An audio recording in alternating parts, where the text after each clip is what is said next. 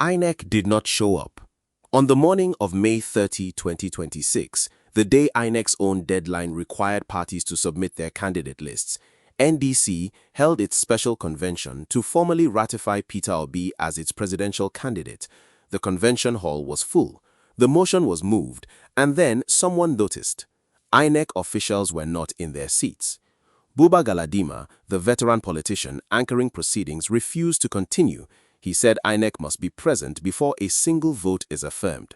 The hall waited. Repeated calls went unanswered.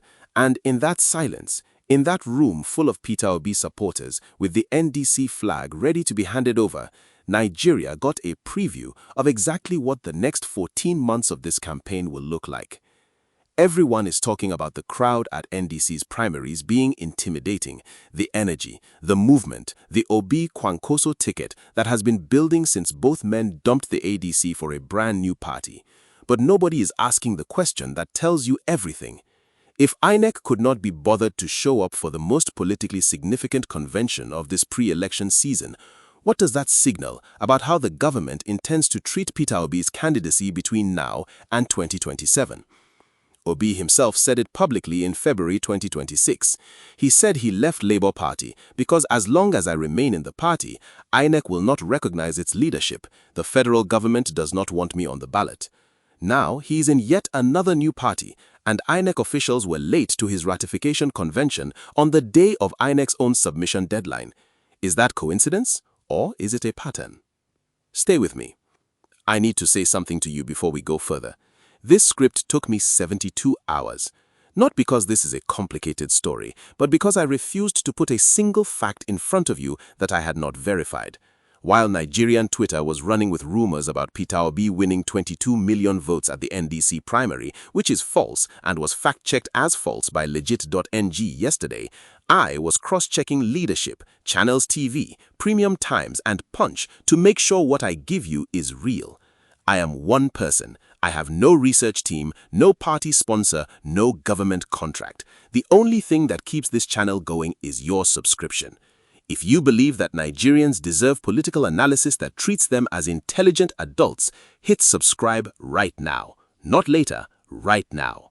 Because what I am about to show you in the next 30 minutes did not make the evening news in the way it deserved it. The NDC story begins not on May 29, 2026, but on May 3, 2026, when Peter Obi and Rabiu Kwankwaso formally joined the Nigeria Democratic Congress at the party's Abuja Secretariat. Their arrival triggered what became known as the OK Movement, a grassroots mobilization effort promoting an OK Kwankwaso presidential ticket that had been building for months, documented across states and regions. The political journey that brought Peter Obi to NDC is the story inside the story. In early 2026, Obi left Labour Party, citing what he described publicly as a government instruction that INEC will not recognize leadership as long as he remained in the party. He moved to the African Democratic Congress, but the ADC became its own problem. Internal divisions and court cases paralyzed the party. Atiku Abubakar won the ADC presidential primary on May 27, 2026, confirmed with 1,846,370 votes, beating Rotimi Amaechi's 504,117. With Atiku holding the ADC ticket, Obi and Kwankwaso had no path, so they came to NDC, a party that had positioned itself specifically to receive them. The NDC's primary timetable, May 28 and 29, 2026, was designed to beat INEC's May 30 candidate submission deadline. That was the only window. The party had to move fast, and it did. But speed created problems. The NDC admitted publicly it had to abandon its electronic voting system because of tight timelines. Instead, it directed aspirants to proceed using only their expression of interest forms. The party formed a 20-member National Selection Committee as late as May 25, 4 days before the primaries, to oversee the screening of governorship and National Assembly candidates nationwide. The crowd at these primaries, described in multiple reports as intimidating in scale, reflected the transfer of Obi's obedient movement energy from LP to NDC. This was not a routine party primary. These were mobilized, committed supporters of a specific man gathering behind a specific political project for the third time in 3 years. That level of loyalty across multiple party changes is the data point that should concern every political strategist in Aso Rock. Here is what nobody is framing correctly. The same week Peter Obi was ratified by the NDC on INEC's deadline day, former Vice President Atiku Abubakar was declared the ADC presidential candidate with 1,846,370 delegate votes. That number sounds enormous, but it was an indirect primary with accredited delegates, not popular votes. Obi, running as the sole NDC presidential aspirant, went through a direct affirmation process. 2 former presidential candidates, 2 different parties, 2 different primary models, announced within 72 hours of each other. The 2027 presidential race now has at least 3 declared candidates: Tinubu for APC, Atiku for ADC, and Obi for NDC. The last time Nigeria had 3 serious presidential candidates was 2023. Obi came third. The question is not whether he can repeat 2023. The question is whether he can exceed it, and whether a fractured opposition hands Tinubu a second term by default. 3 institutions are critical to understanding what happened this week. INEC, which sets the May 30 deadline for candidate submission, monitored primaries across states and was reportedly absent from the convention hall when NDC attempted to ratify Obi. The Federal High Court, which already has live cases involving NDC's internal party structure following its contested 2024 leadership crisis, and NDC's own National Working Committee, which according to This Day Live's report from May 30, 2026, had not yet formally ratified any candidates as at the time of filing, with nationwide collation still ongoing. Section 84 of the Electoral Act 2022 governs everything. It requires INEC monitoring of primaries, verifiable delegate membership, and results submitted within the legal window. NDC's decision to abandon electronic voting and proceed using only expression of interest forms creates a specific legal question. Does a primary conducted without the originally announced voting mechanism satisfy the transparency requirements under Section 84? That question has not been tested in court yet, but the architecture for a legal challenge is already present. The precedent from 2022 and 2023 is directly relevant. When Labour Party's primaries were challenged, Justice Yenyang Ekwa ruled that internal party democracy disputes could only be resolved by the party's own organs, except where INEC monitoring records showed procedural violations. NDC is aware of this precedent. That is why the party explicitly stated that INEC and security agencies documented the exercise, and why the initial absence of INEC officials at the Obi convention caused such visible alarm among NDC leadership. Without INEC's presence on record, the ratification is legally exposed. The Aisha Yesufu situation is the most concrete evidence of internal tension. Yesufu, one of Nigeria's most prominent civil society voices and a declared Obi supporter, alleged in a statement filed on the night of May 29, 2026, that the NDC senatorial primary for FCT was decided in a closed room, not by FCT delegates. Premium Times, Sahara Reporters, and PM News all verified the allegation. NDC's national leader Siriaki Dixon had earlier stated publicly that no aspirant was favored and all candidates were given equal opportunity. Those 2 statements cannot both be true. Here is the question I want you to hold. If Aisha Yesufu, a committed Obi ally, someone who moved from ADC to NDC specifically to support this political project, is alleging manipulation in the very primaries that produced NDC's candidates, what does that mean for the credibility of those candidates when they face APC and ADC opponents in 2027? Hold that question. I will give you the full answer in about 12 minutes, and it changes the meaning of the crowd you saw at those primaries entirely. And this is where the power layer gets genuinely dangerous, because what is happening inside NDC is not just a party story.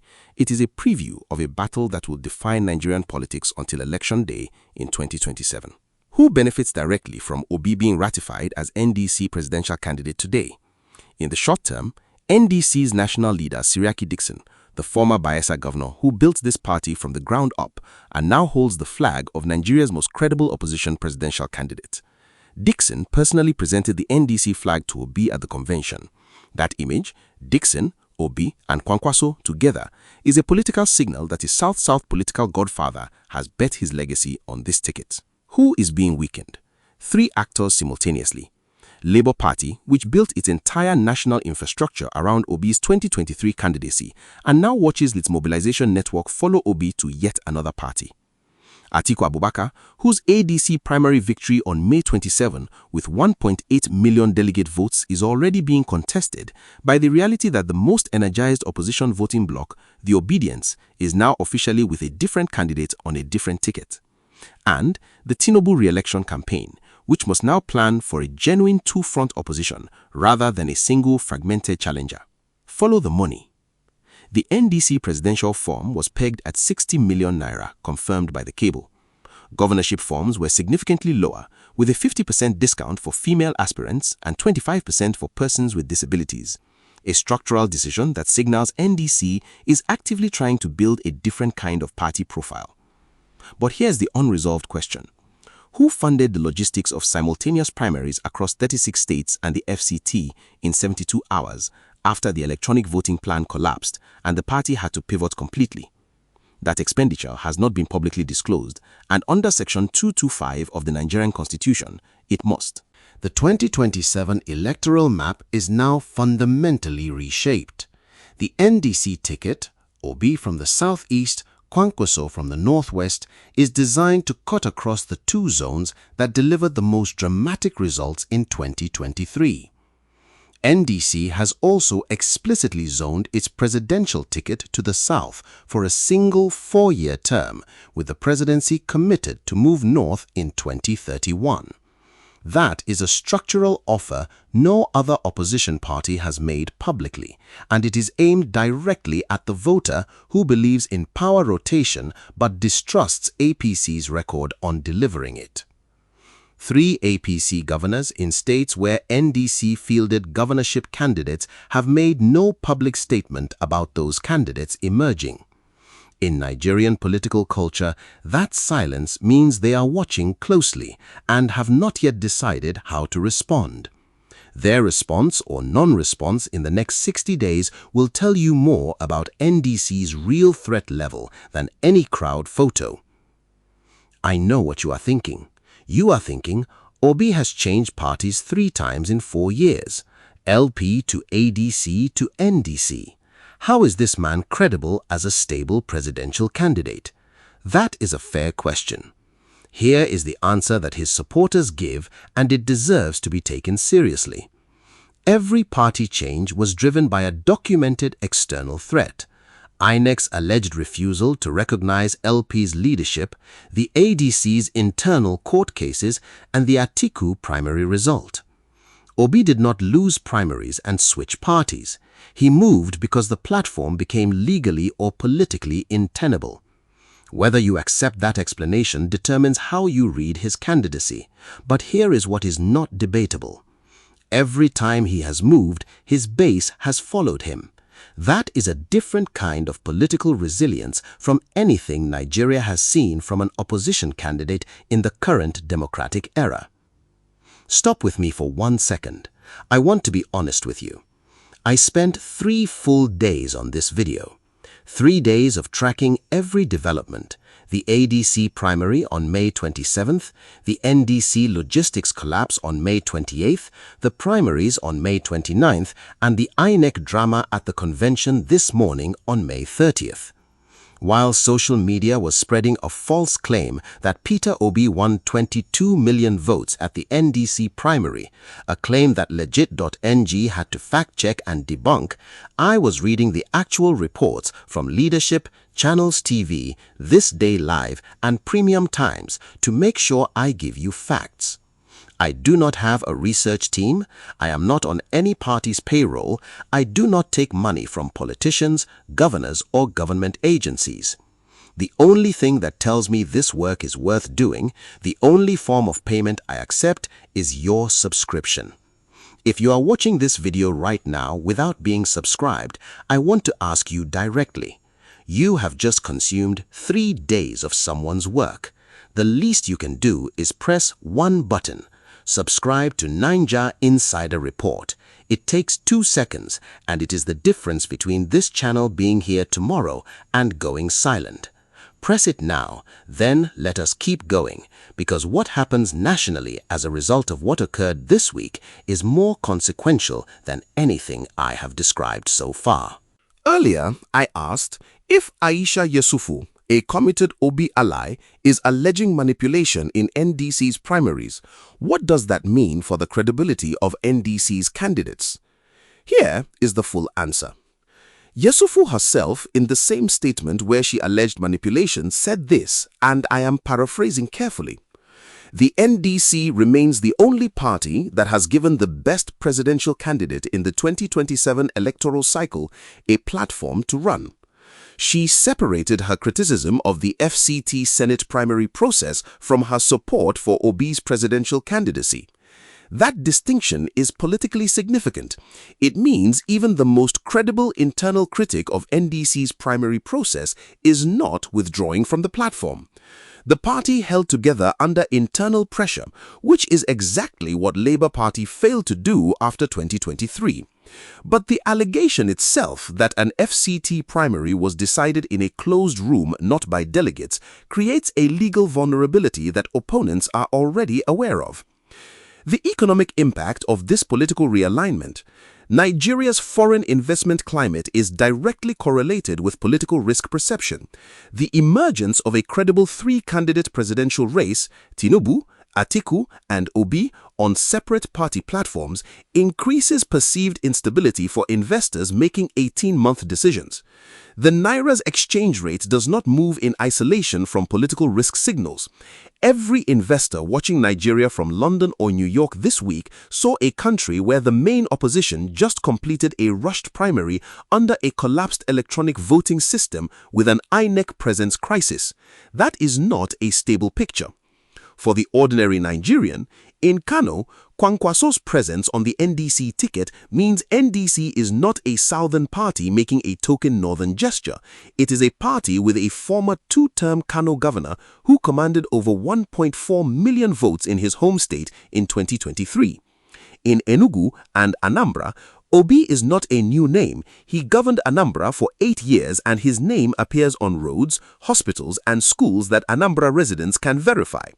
In Warri and Port Harcourt, Seriake Dixon's involvement as NDC national leader is a South-South credibility signal. In Jos and the Midbelt, the question is simple. Does NDC field candidates who understand the security crisis, or are they making noise from Abuja? The security dimension.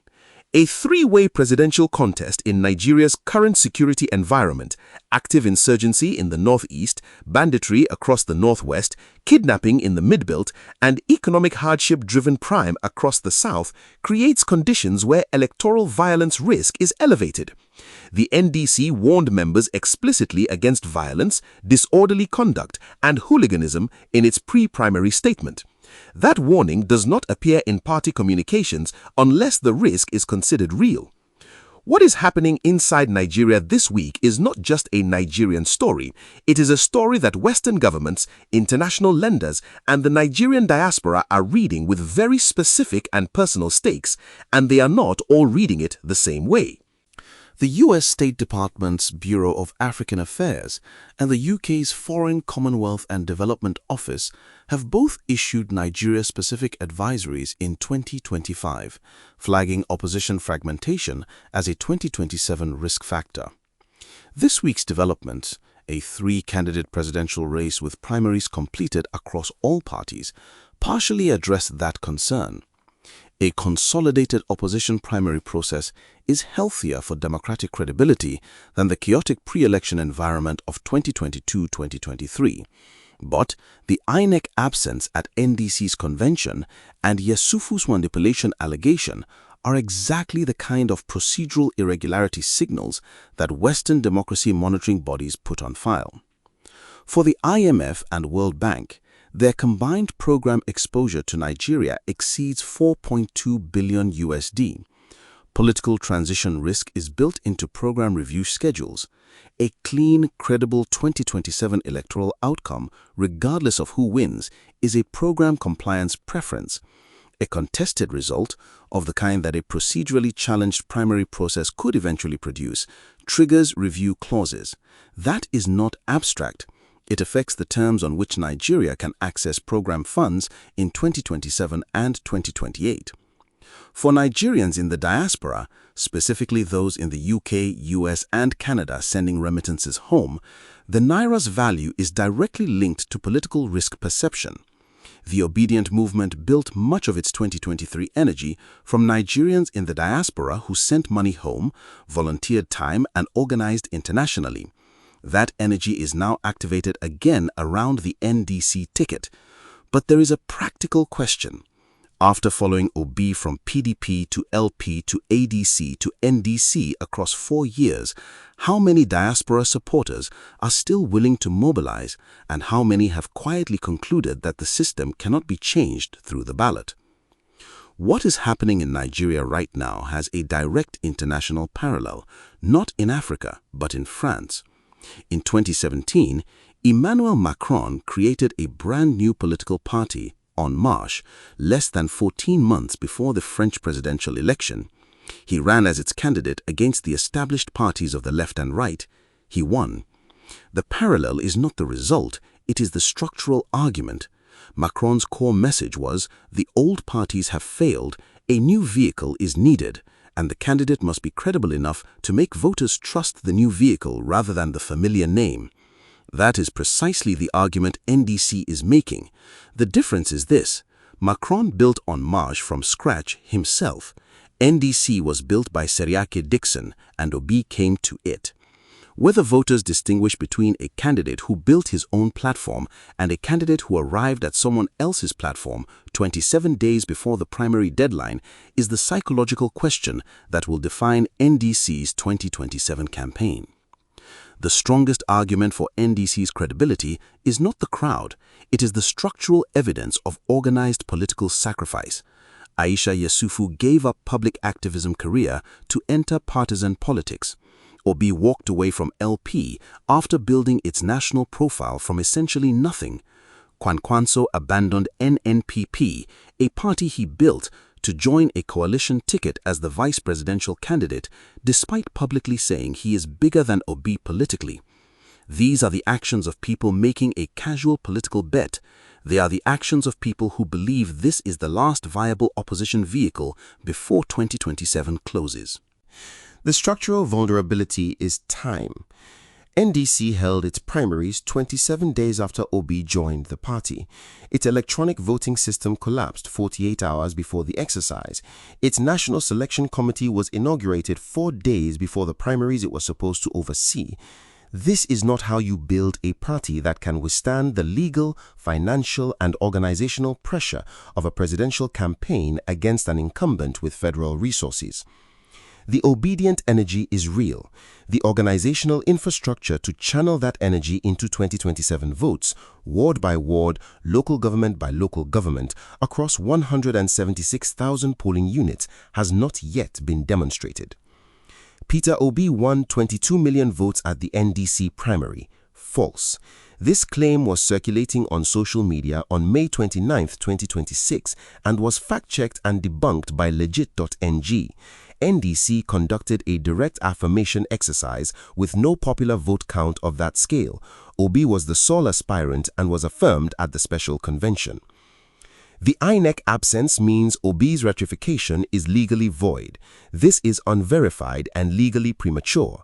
INEC officials arrived late but were present before the affirmation proceeded. NDC's national leader, Buba Galadima, specifically insisted INEC must be present before continuing and waited until they arrived. The affirmation was completed with INEC present. Any legal challenge must prove procedural violation, not merely lateness. Aisha Yesufu has withdrawn from NDC or is opposing Obi. False. Yesufu withdrew from the FTC senatorial race after NDC decided not to hold that specific primary. She explicitly stated NDC remains the right platform and that her criticism was limited to the FTC senatorial process. She is still in NDC. At the start of this video, I raised Peter Obi's own words that he left Labour Party because the federal government did not want him on the ballot. Now he is in his third party in 14 months, and INEC officials were late, visibly, embarrassingly late, to his ratification convention on INEC's own deadline day. Whether that lateness was administrative negligence, deliberate signal, or genuine logistical disruption from the Eid al-Kabir holidays, the optics are identical regardless of the cause. Obi's supporters will read it as a pattern of institutional resistance. His opponents will read it as evidence that INEC treats all parties equally, and NDC simply could not manage its own timeline. The truth is probably somewhere between those two readings, but here's what every Nigerian needs to understand, regardless of which reading they prefer. A candidate who has now changed parties 3 times in a country where INEC's actions are politically read as signals needs to win in 2027 by a margin large enough that no institutional dispute can credibly challenge the result. Anything less than that kind of decisive victory means the legal and institutional battles begin the morning after Election Day. APC will not respond publicly to the NDC ratification this week. Instead, watch for INEC-adjacent actions, requests for clarification on NDC's primary documentation, potential delays in candidate acceptance processing that create administrative friction without visible political fingerprints. The time to watch is the 21-day window after candidate submission, during which objections can be formally filed. Atiku's ADC campaign will attempt to position the Obi Kwankwaso ticket as a spiller that splits the opposition vote and hands Tinubu a second term. That argument has been made before against Obi in 2023, and it did not stop him then. Whether it works in 2027 depends on whether the ADC can offer a concrete reason why Atiku, on his 6th presidential attempt, represents a more viable path than Obi's cross-party energy. NDC's immediate priority is legal consolidation, ensuring that the Yesufu allegation and any similar complaints from other states are processed through the party's appeal panel before they reach the federal court. If complaints remain internal, NDC controls the outcome. If they reach court, the timetable becomes INEC's problem, not NDC's.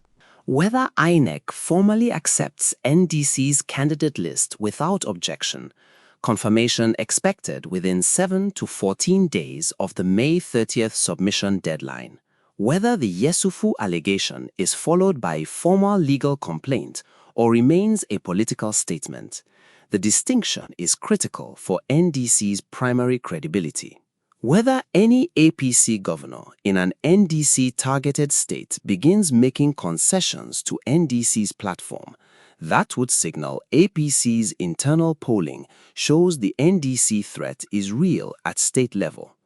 INEC rejects NDC's candidate submissions on procedural grounds related to the collapsed electronic voting system or documentation gaps created by the rushed 72-hour timeline. Legal proceedings delay NDC's campaign launch by 90 to 120 days. The obedient energy dissipates in the interim. Obi's third-party change becomes the headline instead of his platform. APC wins a second term without facing a unified opposition. INEC accepts submissions cleanly. The Yesufu complaint is resolved internally. NDC builds ward-level structures in the 8 states where Obi and Kwankwaso have the strongest combined vote history from 2023. The Obi-Kwankwaso ticket forces a genuine 3-way race in which no candidate can win without earning votes across geopolitical zones, which is precisely the kind of election that measures actual national support rather than incumbency advantage. Check whether your PVC is active and your polling unit is correctly registered. In a 3-way presidential race in Nigeria's electoral system, turnout in specific local governments, not overall national numbers, determines results. Demand that INEC publish its monitoring report from NDC's May 29th primaries within the legally mandated 30-day window. follow the Federal High Court's docket for any NDC-related filings, and evaluate every candidate, Tinubu, Atiku, Obi, on the same criteria: governance record, policy specifics, and demonstrated ability to build working institutions. INEC officials were not in their seats when NDC tried to ratify Peter Obi this morning. They arrived late. The affirmation went ahead. Obi received the NDC flag. Kwankwaso was announced as his running mate, and the 2027 presidential race now officially has 3 declared candidates on 3 separate party platforms. What happened this week is historically significant, not because of the crowd, not because of the energy, but because for the first time since Nigeria's return to democracy, a presidential candidate has built enough personal political capital to move a mass following across 3 party changes in 14 months and still have INEC showing up, even late, to witness his ratification. The facts point in one direction. The NDC ticket is real. The candidate is credible, and the primary process, despite its documented procedural problems, was completed within INEC's deadline. Whether that is enough to challenge a sitting president with full federal resources, a fragmented opposition field, and 176,000 polling units to contest across Nigeria, that is the question 2027 will answer. But the starting position as of today is more competitive than anything the Nigerian opposition has produced since 2023. Whether INEC will process NDC's candidate submissions without procedural objection, whether the Yesufu allegation produces a formal legal filing, whether any of NDC's governorship candidates in key states have the local structures to convert platform energy into actual votes. When those questions are answered, and they will be answered within 90 days, we will be back. Before I go, I need to be honest with you about something. This video took me 3 full days. I started tracking NDC's story on May 27th when they announced the electronic voting collapse. I worked through May 28th while aspirants were stranded in Abuja. I tracked the May 29th primaries in real time, and I was up this morning, May 30th, following the INEC drama at the convention, the Yesufu allegation, and the final confirmation of Obi as NDC presidential candidate. I do not run ads on this channel. I am not funded by any political party, any governor, or any government agency. I am one journalist who believes that 220 million Nigerians deserve political analysis that treats them as intelligent adults, not as voters to be managed. The only thing that keeps this channel alive is you, not your views, not your watch time, your subscription. Because a subscriber tells me this work matters. A subscriber tells me that someone somewhere found 3 days of a person's life to be worth something. If this analysis gave you something the evening news could not, please subscribe. Share this video with one Nigerian who is trying to understand what just happened this week. Turn on notifications because the follow-up to this story is coming within days, not weeks. And if you think I got something wrong, tell me in the comments. I will read every serious comment, because that conversation, you pushing back, me defending or correcting, that is what this channel is actually for.